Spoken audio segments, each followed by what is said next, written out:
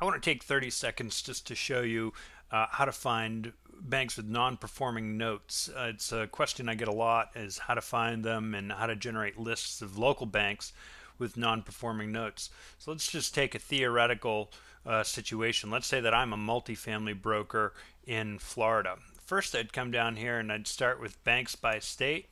I'd select Florida. Next, I'd come over to multifamily, and I'd scroll down to see what I've got, what's in the pipeline. I can see that there are 36 banks with about 72 million in multifamily REO, or OREO, depending on what you want to call it. It's bank-owned property.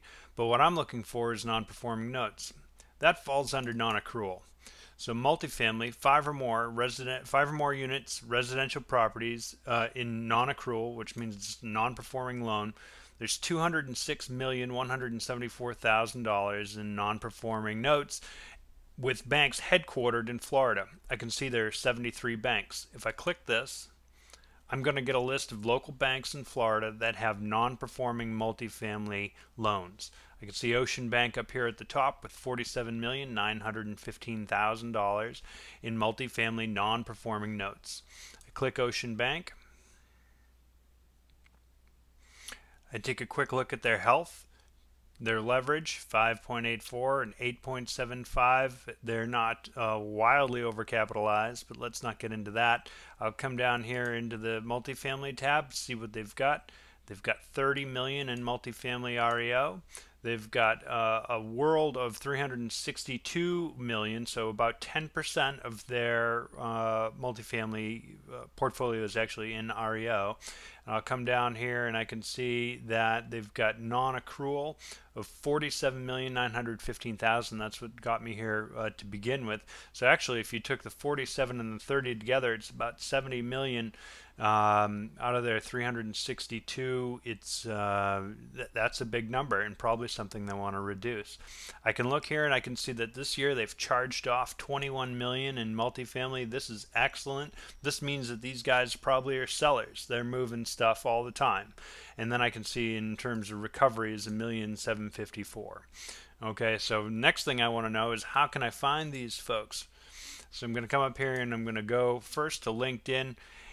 We provide you with some tools up here, special assets, REO, and workout first to check and see if there's anybody who you should be looking for. If I click special assets and I scroll down, I can see here's a workout specialist. That's a good title, but it's private. Here's another special assets individual. Here's another private one. Here's somebody with a name.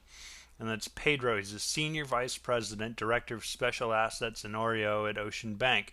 Now what I could do is I could go ahead and try and contact him right from here on LinkedIn, or I could ask him if he wanted to connect with me on LinkedIn. I'd like to know a little bit more about Pedro though before I do that. What I might do now is check my second list, and that's right here.